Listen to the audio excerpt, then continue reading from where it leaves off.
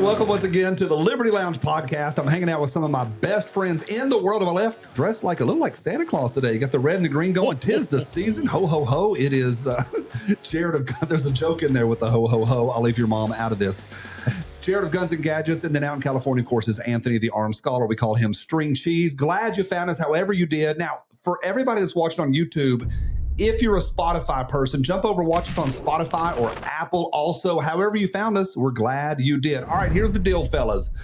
We are in this happy season, and I have been high energy for a couple weeks now with the where I think America is headed. I am pumped. I know it is unsustainable. I know reality is going to hit, but at least at this point, things are pretty good. I'm still optimistic. How are you? I was fired up until the Attorney General second attempt at nominating an Attorney General pick, because she is not a friend for the Second Amendment. Anthony, got any motivation at all? Of course, we're going to talk about old Bondi, but any motivation left at all? Are you as optimistic as I am, or is it a bunch of reality? Oh no, I'm pretty optimistic. I mean, I think not every nomination is going to be the biggest hit, especially because Trump does not just think isolated to the two-way world. And we'll talk about Bondi, but I'm optimistic. I think things are going in the right direction. I think we're kind of Nostradamus-esque. I mean, I know I think last episode we had talked about Gates and his nomination, and we had all three of us had said he's going to have a hard time getting confirmed. And then lo and behold, he drops out. So we all speculated, and I think we're pretty good at this. Maybe we do this professionally, guys. Maybe we're pretty tuned, but I'm optimistic, Johnny. I think we have a lot of reason to be optimistic about where the country's headed. What do you think about that theory? Sorry, Anthony. What do you think about that theory about how he nominated all of them at once, the flood the zone theory? Y'all like that theory? Do you think that's valid? Whereas for people that may not know this, because he nominated a bunch in like 72 hours, rather than mentioning one and then the press hammers that woman for like 4 days, and he nominates another, they hammer, and they have a bit their opportunity to chisel each one at a time. Instead, he flooded the zone, and the other theory is he threw Matt Gaetz in there just to see who would stand with them. What do you think about those theories? I think he's playing chess while the rest of the government's playing checkers. He did that for a reason. I think the biggest reason he did that is he wanted to get his cabinet nominees in place so that they could do recess appointments. The recess starts here in a couple of weeks.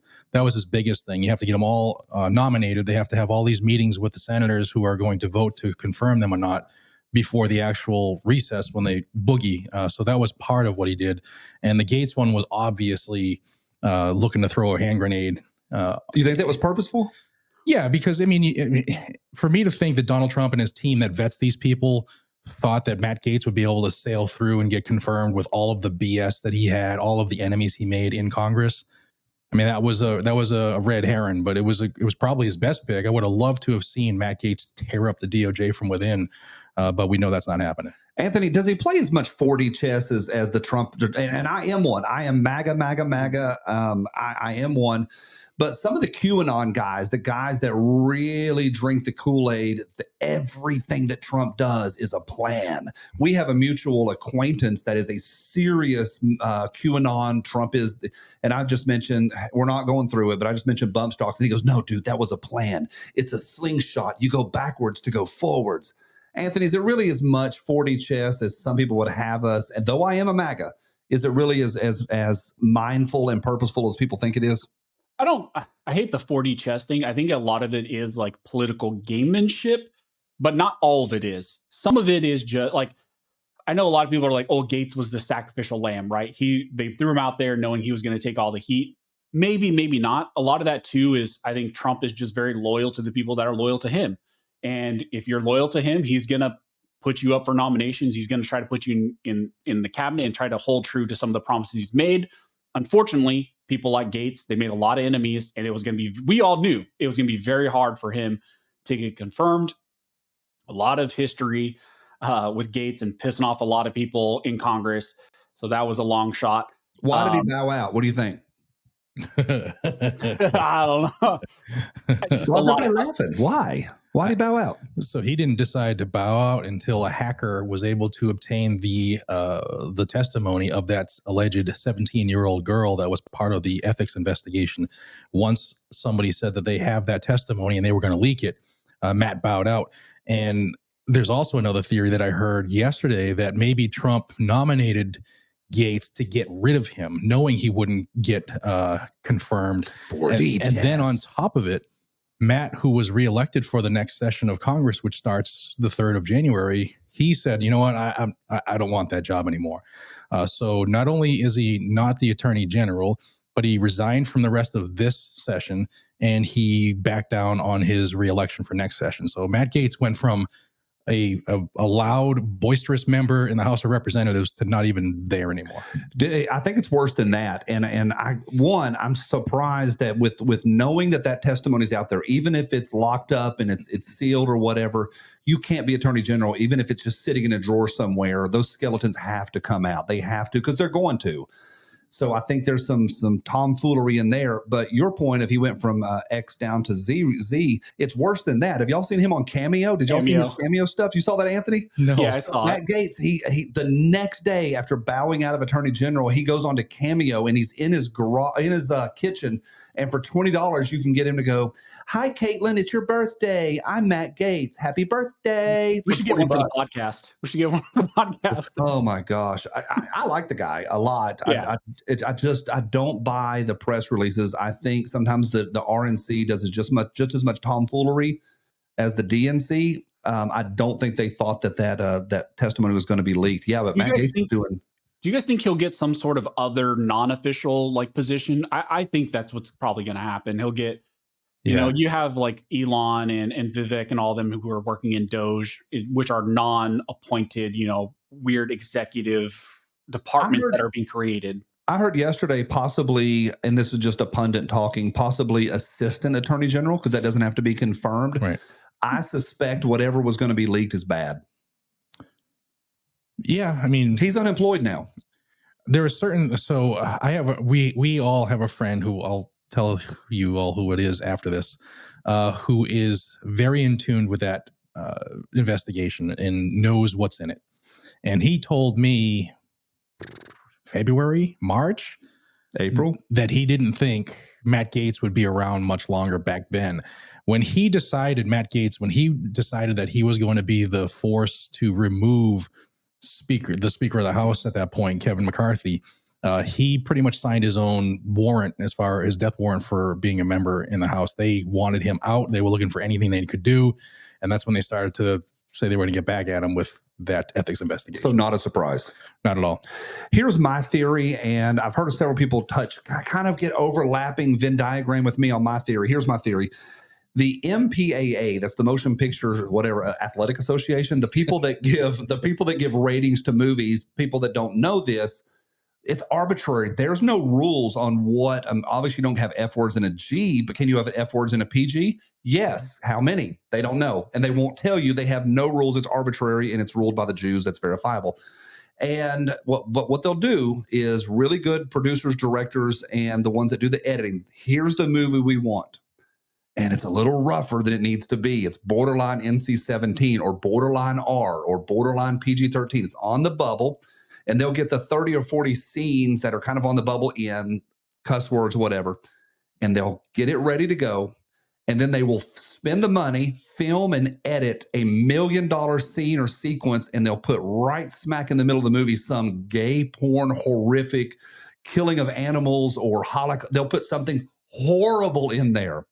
And then they turn that into the MPAA, and the MPAA is like, how could you have that Holocaust? Or how could you have that big gay scene? And then that gets cut, and everything else slides right through. And my theory with Gaetz is that Trump, if your boy knew back in February that this ain't going to happen, I wonder if he is there. I'm not saying Gaetz is gay. I'm saying that he is the gay scene of this product, him being his cabinet he's trying to produce. How far off am I? I made this up. Yeah, it could be the sacrificial lamb. I don't know. Really could have just been. I worked so hard, and you're like, yeah, it could be sacrificial lamb. Pass the string cheese. I'll have that. Yeah. I don't know. Johnny 4D chess. All right. I am super pissed off one at Anthony as usual, but here's the deal is that you just got back from Brownells and you built the rifle of the century. I saw it on Instagram. I haven't seen it in person, but you went out with our friends at Brownells. They're sponsoring this segment. You built like quite the rifle. How was it? It was fun. It was a quick turnaround. The weather was terrible in Iowa. The wind was about 150 miles an hour. It was cold and snowy. But in the studio, it was nice and warm. And I have to thank everybody at Brownells for the generosity that they showed. There was 3 of us out there doing this to give us the ability to build dream rifles. And stay tuned if you're a viewer of Guns and Gadgets, because you're going to not want to miss an announcement related to that. So how big was the selection of what you got to add onto this rifle? Did you get to actually dial it in yourself the way you wanted it? I could choose whatever I wanted. Big selection? Yes. Basically go on brownells.com and have at it. What's the coolest thing you got on this rifle? It's for people that didn't see last episode. It's a bolt rifle, long distance, 6.5 Creedmoor. 6.5 Creedmoor. Yeah, you're gonna reach out and touch somebody. What's the coolest thing you added onto it? All the carbon fiber. All the carbon fiber. Big thank you to the folks out in Grinnell, Iowa. Thanks for inviting me. What did everybody else build? Because I know there's a couple other creators out there. What did they build? ARs. Oh, really? Yeah, there was 4 of us total. Mike Mills went out 2 weeks prior. Myself and Tactical Toolbox and Tactical Advisor went out. Tactical Considerations went out 2 weeks. Yeah, it's a mess. It was Guns and Gadgets, Tactical Administration, Tactical Consideration, and Tactical Advisor. Yeah. Tactical Johnny B. Yeah, what is wrong with our entity? All white dudes? Yeah. Middle-aged white dudes. Let's get some cargo pants and maybe a flannel. Everybody's name was Mike, and Steve. John, and John. Mike. All right, here's the deal. I need y'all to educate me. I am busier than the proverbial one-legged man in a butt-kicking contest lately, and I am dying on the inside and the outside. So I've not been super plugged in for about the last 12 days. How bad is Pam Bondi? I know that she is a disaster. Jared, how bad is she? She's up for Attorney General now that Gates and his weird hair are gone. We'll do the good stuff first. She's phenomenal as a prosecutor. She has great skills with, staying on point for agenda-wise. She's been MAGA for a long time, pro-Trump. She was against the Connecticut just semi-automatic ban post the shooting up in Newtown, but she wasn't a politician there, so it didn't matter. She was against it, but she was against it. So she had an opinion on something from another state. Yeah. Okay, great. But when it came to her state, here we go. She was the Attorney General of Florida under then Governor Red Flag Rick Scott, and she is now known as Pam Red Flag Bondi as Attorney General. If there are people who say, it's the governor. He's the one who signed that anti-gun law, but she was his lead attorney. And if you don't think he bounced it off her, you're insane. Post Parkland shooting, she was part of the administration that passed into law, red flag law, taking away the Second Amendment for 18 to 20-year-old adults for rifles and shotguns. She's come out against open carry in Florida. She is not someone who is as 2A as we would like to see in this new administration to undo some of the things. It doesn't sound like she's 2A at all. It sounds like she's a complete disaster. Correct. That's what I think. Anthony, is she as bad as because I find out my news from the memes. Is she as bad as the memes have said over the last 72 hours? I think she's very much in line with kind of that rhino mentality when it comes to 2A. Like, I'm 2A, but really, like, what does that amount to? When you really see some of the policy considerations that they're in favor of, you'd be like, okay, that doesn't really sound super 2A. Now, if you were to look at her compared to Garland, you'd be like, oh, she's like super 2A. But again, that's Merrick Garland, which you've been my choice as far as Attorney General. If you're looking purely purely in the Second Amendment context, absolutely not, because I think she's got a history of statements and policies that she's backed that are not pro 2A. I guess time will tell, really, like, how does she operate that office as far as it comes to 2A policy? Because when it comes to the Attorney General, like, they're going to be litigating all these ATF overreach cases that are currently going on right now, and then potentially anything else that pops up, and then also just general policy litigation. Like, if the ATF does something in the future, they're going to defend that stuff. So again, would not be my choice if you're looking purely as for a 2A selection. But I think this again comes down to an appointment of someone who was in Trump's camp, always backed Trump, and now got put in a position. And when we look at it in the two-way context, we're just like, yeah, no, that's might not bode well for us in the future, especially when it comes to the red flag statements. I mean, Trump had made some very bad red flag statements in the past as well. And I think it comes down to us in the community and organizations like GOA and others who have some of Trump's camp's ear, to tell them like, hey, you can't say that stuff anymore. I know, especially in the lead up to the election when we were at the GOA convention, we got to sit down with a lot of people in the Trump camp and tell them like, hey, you can't say these things. You need to stop backing these things. You're going to lose the 2A community if you keep pushing this stuff. And it's concerning that we made this big push on the 2A side to back Trump and to get more hunters and permit holders to go out and to vote for him. And then you see this selection for the AG. So it's concerning. I know, Jared, I think you've done a full video. Johnny, did you do a full video as well? No, but I did a meme on it, and that's pretty much the same thing. Yeah. So the heavy Trump guys are gonna be like, oh no, the 40 chess. This is like, it's such a great plan. I think that a lot of guys, especially like the boomers and stuff, or the FUDs, like they like, what do they care about red flag laws? I got nothing to hide. I don't need a bump stock. So what does that matter? And I think these issues like red flag laws, or like maybe just 18 to 19-year-olds shouldn't own an AR, they don't really care about that because that doesn't affect them and their granddaddy's shotgun. And I think it's people that have to be pretty plugged in to be as upset about this as we are. I cannot believe we are 2 weeks or 3 weeks after the election, 3.5, and we're already going, oh my Lord, it is somebody who is as devastating to the Second Amendment as for Attorney General as a leftist. She's worse than Obama. She's worse than Biden. She's worse in so many ways. To say a 19-year-old can go die for their country, but can't drink a beer or own a rifle. And that's a bad one for Attorney General. It's not exactly Transportation Secretary. Yeah. But I will say that she will be limited to what the agenda is calling for, right? So if he does listen to some of the things we were able to instill into his camp, then he knows he's going to back off of that area. And maybe she gets in there and immediately says, we're no longer prosecuting these, things with ATF, or we're no longer defending these things. Yeah. We can make a big impact right there doing that. And then if you have other appointments, which will follow, the last two typical appointments in the president's, vacancies of leadership are typically the FBI and ATF directors, as well as the Secret Service director. And we're looking at Kash Patel for FBI, potentially Brandon Herrera for ATF, as well as Dan Bongino for Secret Service. So you got those three cats. If they do go in there, they're going to hack from within too. So this could turn into a very pro 2A administration in the early goings, but time will tell.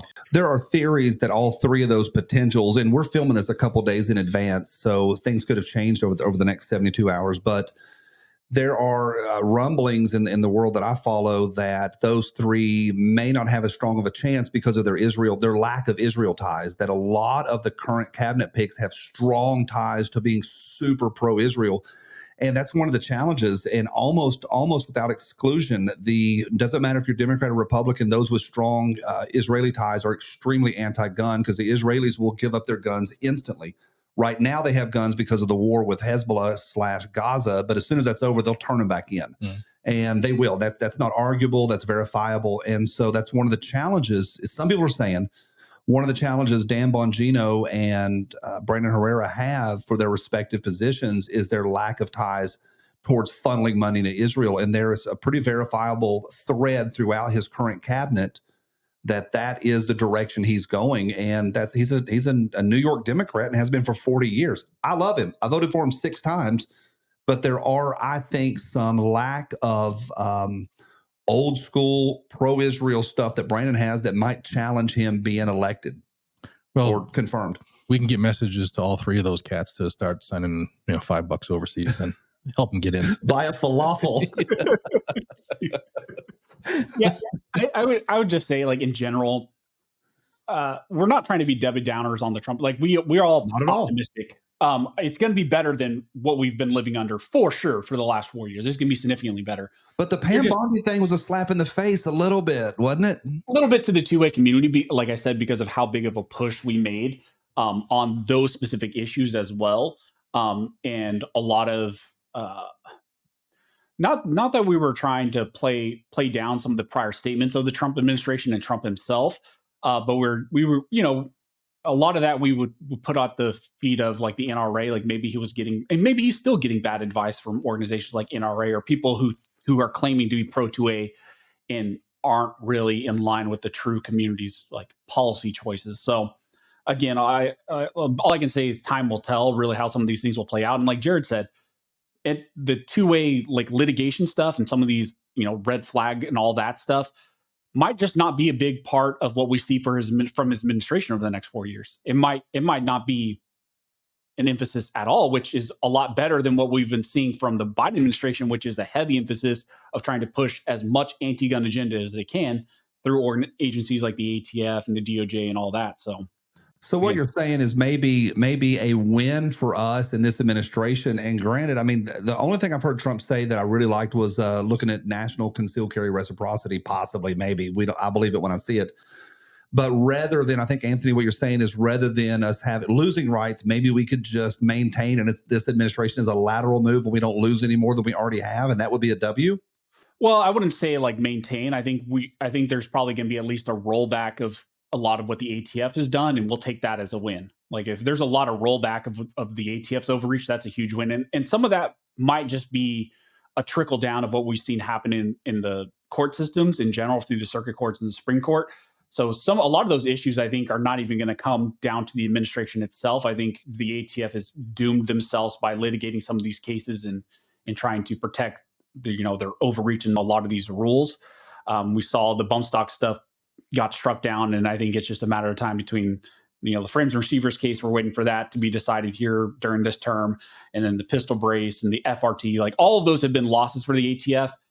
So that agency overreach is almost done. And then when you just look at the Supreme Court's policies in general when it comes to agency overreach and striking down Chevron and agency regulations of like the EPA and all that, they've been just, those agencies which are engaging in overreach have just been taking loss after loss. So I wouldn't say it's a lateral move. I think we're going to see a move back to like pre-Biden administration, which is a win.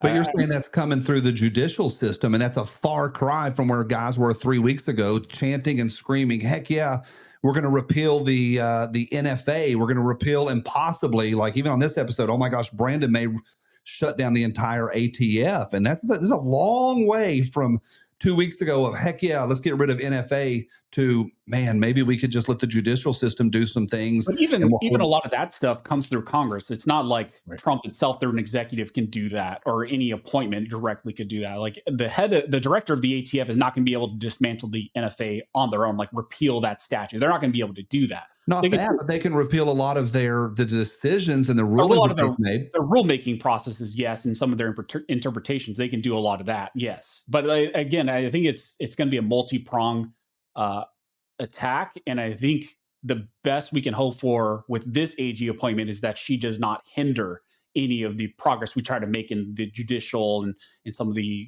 executive appointments for like the ATF and some of those things. Do you not hear that, Jared? Like that's really tough to be coming off of this high to Anthony going, wow, maybe one of his main cabinet picks won't hinder us. That's a big pendulum swing. And all it took was one appointment. Yeah. Yeah. Who are her ties to? Well, she's been in the Trump camp for a long time. Mm-hmm. She's MAGA. She's MAGA hard. Once she left, she did two tours of duty as the Attorney General in Florida. Then she was hired for a private law firm, and she was one of Donald Trump's defense attorneys. So he has. In which case? This prostitute case? I'm guessing in Florida case. So probably the election interference one was Florida, I believe. I don't know. I don't keep track of them. It was like 900 charges on the guy. Yeah. But she was one of his defense attorneys. So he's been close to her for a while. Plus, I mean, let's be real. It's Donald Trump. She's blonde. She's kind of hot. So it's the hottest cabinet of all time. You could have you seen the border czar? Hubba. You could have her as an anti-2A appointee and the best Second Amendment attorney in the country who looks like a foot. He's going to take the hottest chick all the time. I'm with Trump on that one. Who is the hottest of the cabinet picks? Who you got? I know the answer. There's one answer. Maybe Tulsi. you could say Tulsi. Yeah. It's Tulsi all the Yeah. way. Yeah, you're a Tulsi guy. Elon Musk. Yeah. It's Elon Musk. He's not an appointment, but Elon Musk, He's got that new hair. He's got the new hair. All right, we are headed into Christmas. It feels like this year the attack on Christmas and the left is like, there's no attack on Christmas. All right, here's the deal. I work with a local organization here that's pretty established, a state organization. We got our, what they call it, the tree. They call it The holiday tree. I think it was a holiday tree. And yeah, there's no attack on Christianity. We can't even say Christmas anymore. I feel like this year it might be a little bit freer. Just do it. Just say Christmas. Even Merry if they say Christmas. holiday tree, say it's a Christmas tree. Merry Crisis. That's one of the reasons I love Massachusetts. That's how you can't say it's a holiday party, not a Christmas party. It's a fall gathering or a fall party at schools. Now you can't say like Halloween. They don't say Halloween here either. They Really? don't here. They've stopped Halloween. Now it's fall festival. We know what Really? it is, people. Yeah, it's Yeah. crazy. Anthony, is things lightening up as far as Christmas out in California? Or is Mariah Carey ruining everything for everybody? Hey, Anthony you guys knows know my Christmas music for weeks. Yeah, you guys know my position. My position is once Missionary? Halloween's over, you can listen to Christmas. I listen to Christmas music immediately right after November 1st. Christmas music immediately.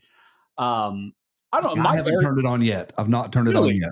No, It's not even December. no, like here where we're filming, it's not December yet. Christmas music, Bing Crosby, December 1st, me and Bing and Nat King Cole, we are in. Our buddy Justin yesterday was rattling. He was serious. He's like, dude, Mariah Carey's my jam. It's a pump up song. They listen to Mariah Carey on the way to his kids' basketball games to get pumped up. All I Want for Christmas Is You is not a pump up song. No, I mean, can we just let Thanksgiving happen first? No. Yeah, that'd be really nice. Let's just have Thanksgiving and then December 1. Anthony says no, not at all. Yeah. Well, disagree. he's we been got- in California long enough. He doesn't know any better. He's been trained. I hate that the fact that this is my personal thing. I hate that people will wait until after Thanksgiving because then Christmas comes immediately. You need that time to watch all the Christmas music. You need the time for the Christmas music. And I've already watched like 17 Christmas movies. I was watching Santa Claus 2 last night. Like I'm on it. I don't care.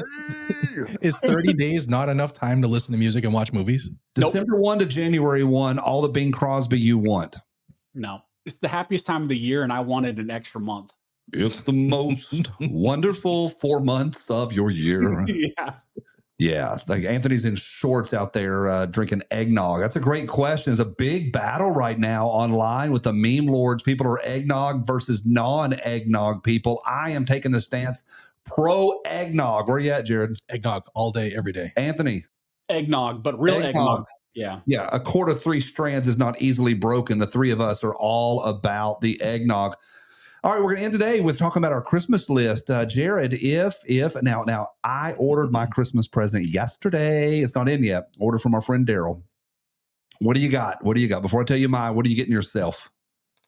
Well, I bought, it's actually arriving today, UPS. I bought the new Holosun thermal optic because What's a Holosun thermal optic from China? How much did that cost you? How many yen? Euro How many yen was Optic that? had a sale, plus it was free tax and free delivery overnight.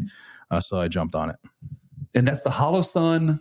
Yeah, if you haven't seen it, wait, you should check it out. I'll bring it by. It's an optic you can put on your rifle, and it has thermal in it. But now guys are typing in the comment section. It's made in China. Well, it still works. I can So's still your put phone, champ. I can So's your phone. Still put a round in someone's chest. It doesn't matter where it was made. Anthony, what you get yourself for Christmas? What's that? They released the Holosun like a year ago. Was it at this SHOT Show or it's been out a while? Right? Last SHOT Show was there, but I guess it was a little late to get to market. As far as what I'm going to get myself, well, I mean, you guys know I bought a Thunder Ranch Mossberg like a week ago or something like that, which is awesome. Did you get it in yet? Yeah, I got it. Yeah, How I got it. I haven't got the shooter yet. I need to put an optic on it, so I'm also going to order a Holosun, something for it. And what else am I? I'm waiting for Black Friday deals right now. I do a lot of buying on Black Friday. Probably need to buy another EOTech, like a EXPS 3 for one of my rifles, and I'll put it on a Unity mount. Get a Voodoo. The Voodoo I put on my rifle. I love it. Love it. Yeah, I don't have a Voodoo yet, but yeah, I need to buy some like optics and stuff. And other than that, I'm not buying a ton right now. I'm trying to invest a little bit more in training. I need to buy some more ammo because I've been going through a lot of ammo over the last couple months. So probably need to do a big buy. replenish the supplies. There's never enough ammo. Like if you think you got enough ammo, buy more. So Yeah.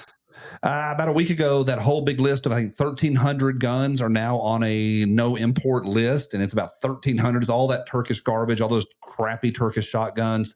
However, one of the problems is Beretta shotguns are on that list. The 1301, There's a fix to it already, though. there's already fixed. Is it already in? Because Beretta announced yesterday they're not manufacturing anymore until this is fixed. Correct. So the reason it was bounced was that 922R because it's a 7+1. So the 5+1s can still be imported. So all Beretta has to do is just change out the tube, and then you buy the tube here in the U.S. and you're good to go. And buy an American piece. All right. Brownells had 3 of them in stock when I was there the other day. 1 brand new and 2 used. So if you want one, Brownells.com.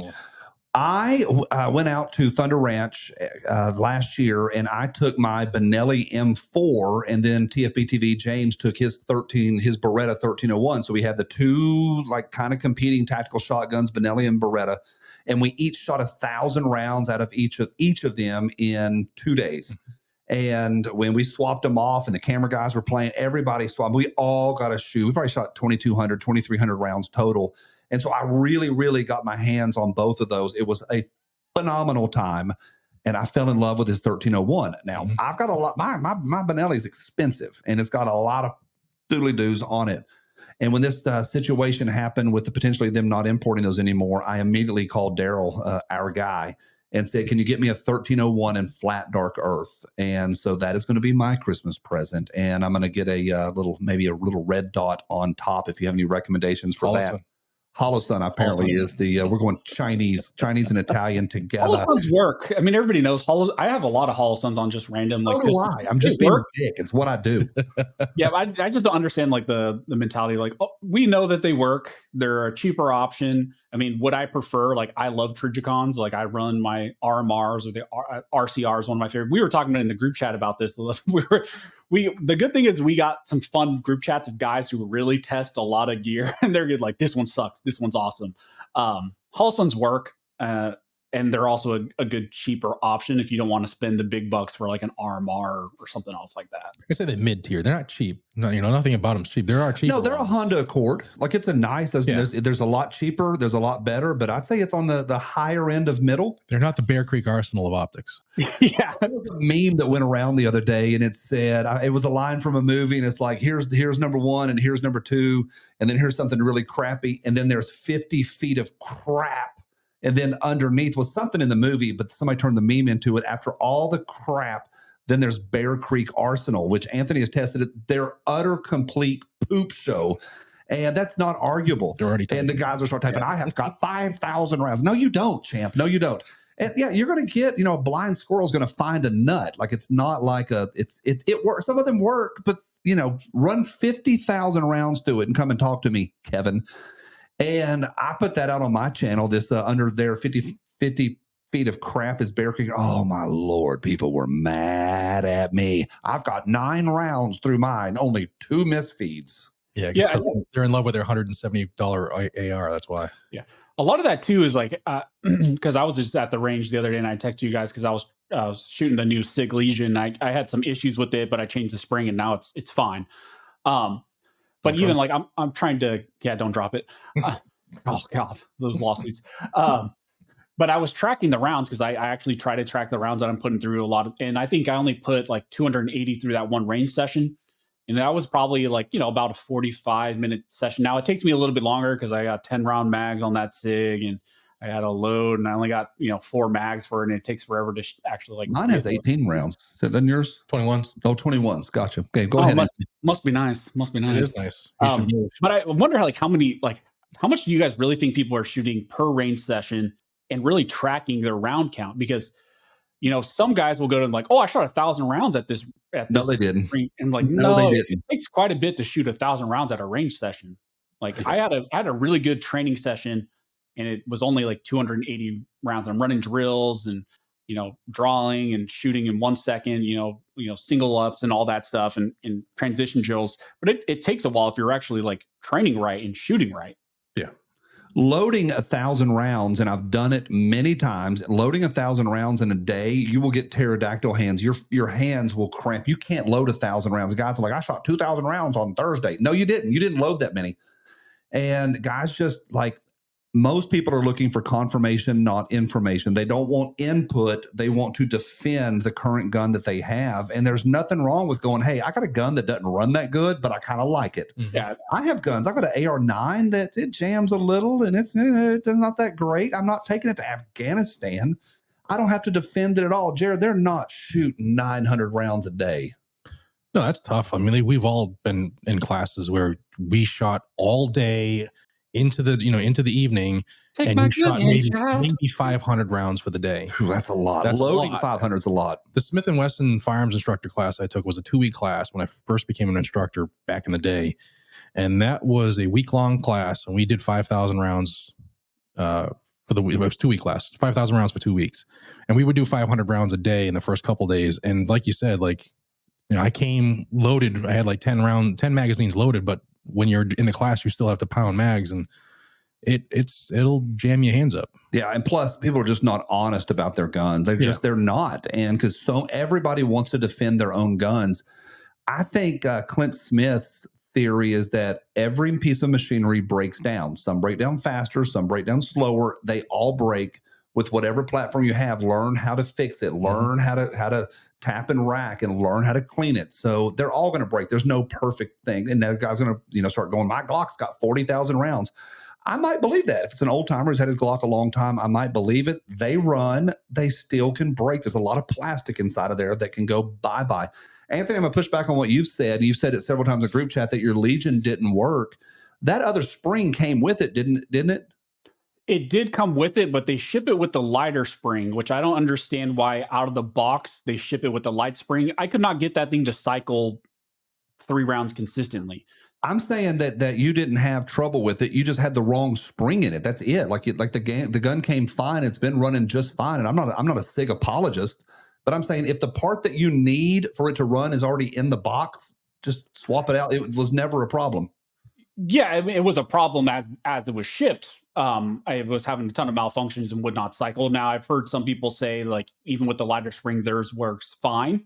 Mine just would not run with the lighter spring. It just would not. No matter how much I tried to shoot it, I was like, okay, maybe it just needs a higher round count through it to make it operate a little bit cleaner. Maybe it needs to be lubed better. None of it would work. Yeah. Johnny definitely needs to be lubed. If there's any single women, if there's like that 1 or 2 single women that watch our podcast. All I want for Christmas is your hot mom. But yeah, I mean, I agree in some ways that you said, Johnny, that the spring was in there. I just don't understand why they didn't ship it with the heavier spring that actually makes sure it cycles appropriately. It's Germans. What are you going to do? I love that today that we started talking about Thanksgiving and Christmas and life and Santa Claus. And we went to Pam Bondi and Trump, and we're a little nervous on a couple things. And it devolved into gun parts and gun firing and firing off at anybody that owns a Bear Creek arsenal. We love y'all anyway. It's okay to have a gun that doesn't run. Hey, however you found us, we're glad that you did. Jared, we're moving into the season of what we're most thankful for all year long. We talked about this last episode, but how about this week? What are you thankful for? Man, I'm just really, really grateful that I finally made the decision to move my family here. As cliche as that sounds, it's been good, dude. It's been really, really good. Really good. I've loved you living here. Just to see the marked difference in my kids, especially in the schools here. As a parent, it's been really, really heartwarming. So I'm so glad that I finally, because I was saying it for years, I was going to move out of the state, and I just finally did it and pulled up the anchor, and I'm glad I did. I bought a home in February. This is my first Christmas in. I think this weekend I'm putting up all my lights, and I'm going to decorate my house for the first time. Tonight, my kids are going to see the house for the first time, first time together and lit up and all that stuff. So it's kind of exciting, I'm very thankful for that, to have a home base. Anthony, what you excited about, thankful for this week? What are you thankful about? Just friends, family. I think this is the time when we all get to really spend like time with friends and family, and my wife and the upcoming kid and all that stuff, trying to enjoy the little bit of peace and quiet that we have right now before that happens. But I'm excited, and I mean, I'm excited for this season because it is the greatest season in all the Christmas movies and music. It's the greatest 14 weeks of Anthony's year. Hey, however you found us, we're glad you did. I'm Johnny B on behalf of String Cheese and Santa Claus. We'll see you soon.